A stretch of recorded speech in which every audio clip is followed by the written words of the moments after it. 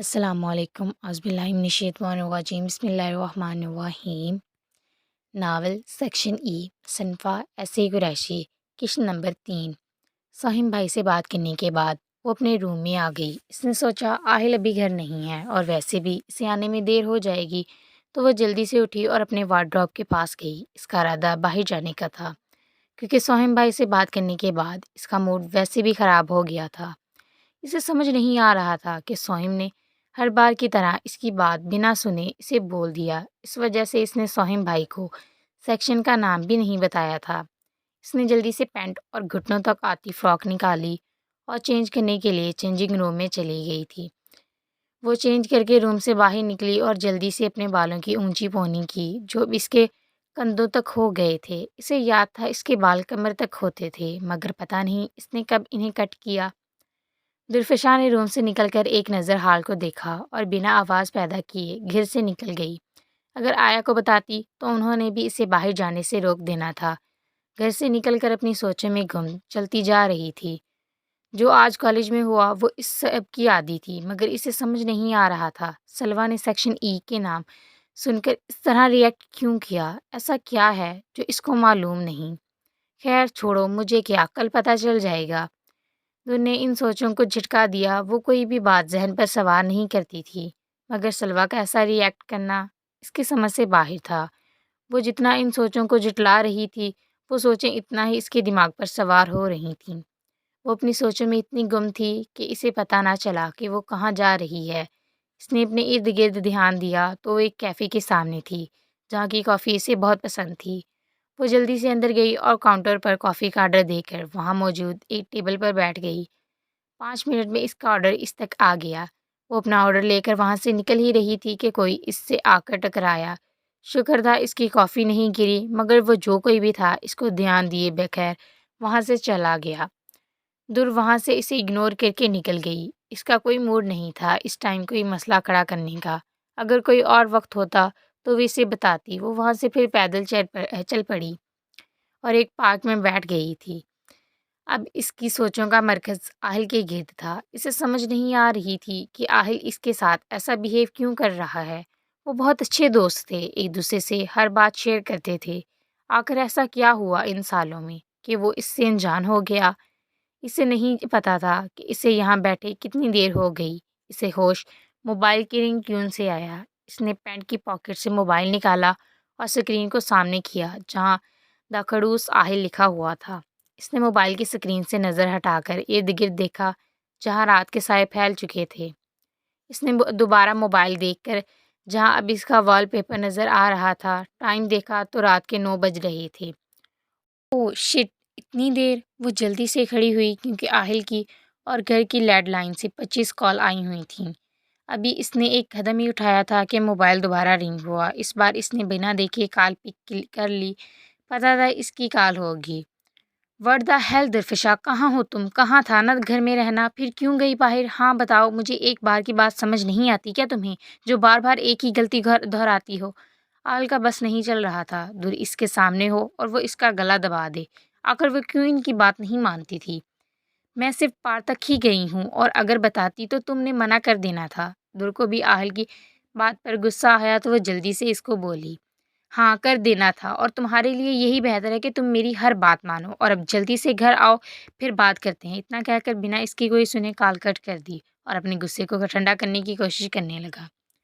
ज़ुल्फ़िशा अब जल्दी से उठी, घर के रास्ते पर चल पड़ी कि वाक़ई में काफ़ी देर हो गई है। अभी वो दरवाज़ा ओपन करती, दरवाज़ा खुल गया। दरवाज़ा खोलने वाले को देखा। अंदर आओ, आहल ने मुख्तसर कहा और इसे अंदर का आने का रास्ता दिया। वो चुपचाप इसके साथ अंदर चल दी और सीधा जाकर लाउंज में काउच पर बैठ गई कि पता था एक लंबा लेक्चर वो खुद के लिए तैयार कर चुकी है। आहल भी दरवाज़ा बंद करके सीधा लाउंज में आया और इसके सामने खड़ा हो गया। कुछ देर इसे खामोशी से देखने के बाद आहल ने बात शुरू की।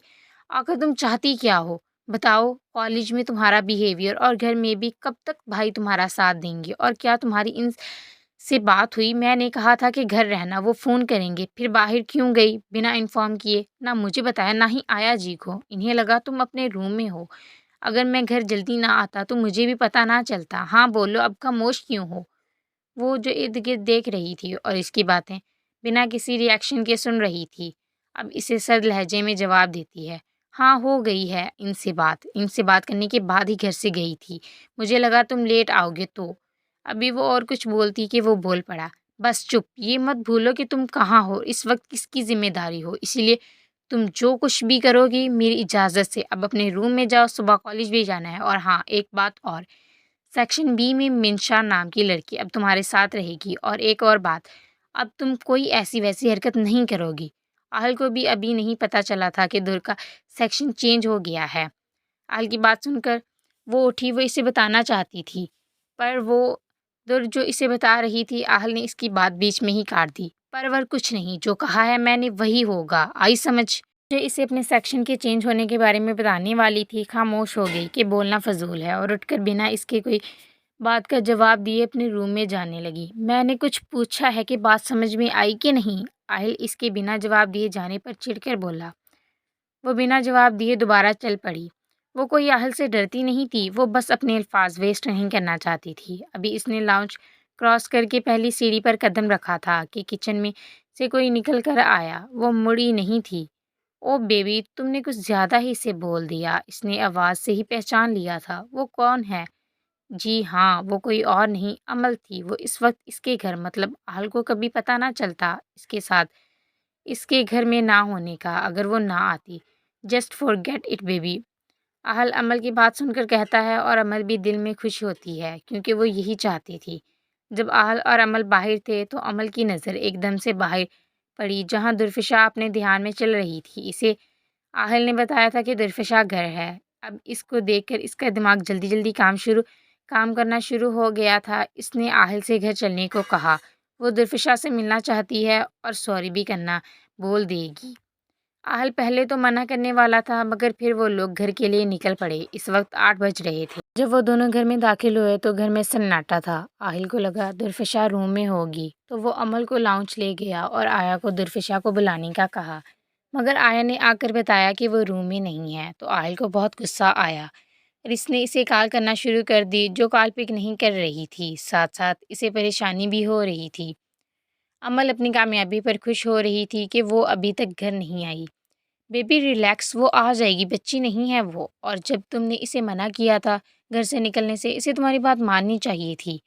आहल भी अब बार बार इसे कॉल कर रहा था। इसने किस तरह अपना गुस्सा ज़ब्त किया था इसके कॉल ना उठाने पर, वही जानता था। अमल इस वक्त किचन में खड़ी इसे दुर्फिशा से फ़ोन पर बात करते सुन रही थी। इसने किचन की विंडो से दुर्फिशा को आता देख लिया था, इसीलिए इसने आहल को कहा वो अकेले में इससे बात करे, और वो किचन में अपनी कामयाबी पर खुश हो रही थी। ओके बेबी, अब मैं चलती हूँ, बहुत देर हो गई है, तुम्हें पता है मॉम वेट कर रही होंगी। वो आहल के गले लगकर वहाँ से जाने का कहती है। वेट, मैं ड्रॉप कर देता हूँ। आहल इसे ड्रॉप करने की ऑफ़र करता है।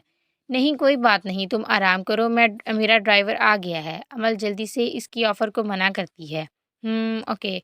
आहल इसके साथ दरवाजे तक आया और अमल इसको हग करके वहाँ से चली जाती है।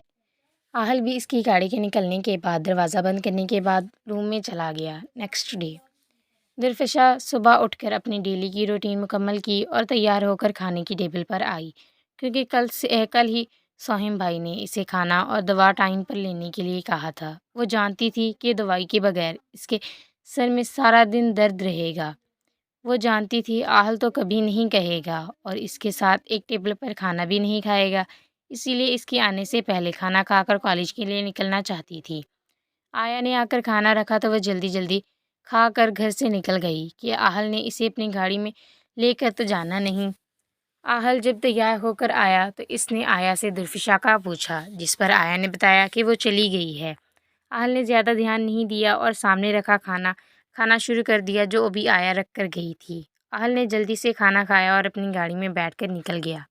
सीधा गाड़ी कॉलेज की पार्किंग में जाकर रुकी और निकलकर पहले दुर्फिशा के सेक्शन बी में गया, मगर वो वहाँ नहीं थी। वो इसको वहाँ ना पाकर थोड़ा परेशान हुआ। क्या ये अभी तक नहीं पहुँची? कहा भी था घर से सीधा कॉलेज जाए, और वो मुझसे पहले निकली थी। इसको मैं बाद में देख लूँगा। आहल इतना बोलकर अपने सेक्शन की तरफ बढ़ गया।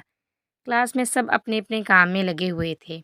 वो सीधा जाकर अपनी सीट पर बैठ गया। अमल अभी तक नहीं आई थी, इसलिए वो डेस्क पर सर रख कर आंखें मूंद गया। अभी थोड़ी देर हुई थी कि इसे अपने कंधे पर बोझ महसूस हुआ। बेबी क्या हुआ, तुम ऐसे क्यों बैठे हो? अमल ने इसके कंधे पर सर रख कर पूछा। कुछ नहीं, बस ऐसे ही, आज तुम लेट हो गई, पहले तो जल्दी आ जाती थी। आल ने आंखें खोलकर अमल को देखा। हाँ, वो बस देर से सोई थी। क्यों, तुम तो रात 11 बजे ही कहा था कि तुम सो रही हो। वो बेबी मैं सोने लगी थी, पर मामा की तबीयत खराब थी तो फिर इनके पास थी। ओह, अब कैसी हैं आंटी? आहल ने जल्दी से पूछा। ठीक हैं, अमल ने कहा।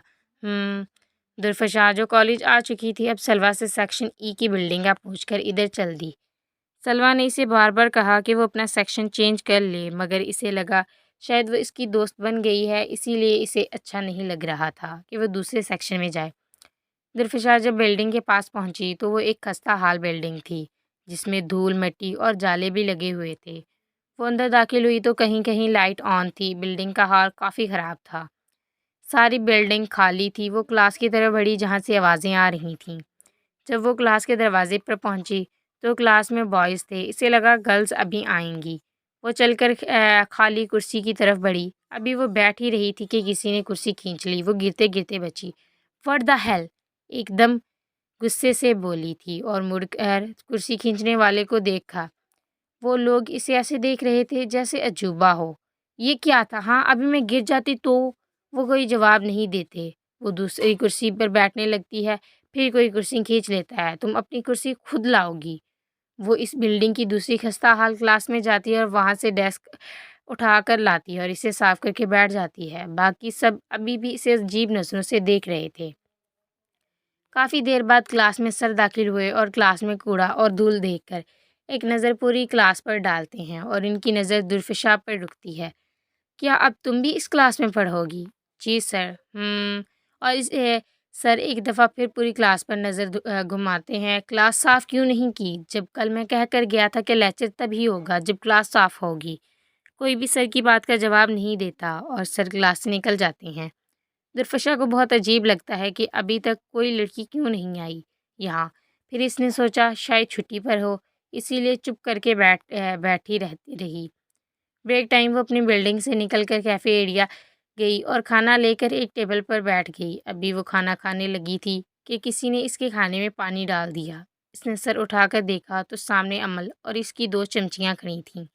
इसने इर्द गिर्द नज़र दौड़ाई तो सब इन्हीं की तरफ देख रहे थे। अब क्या, वो सर्द आवाज़ में पूछती हैं।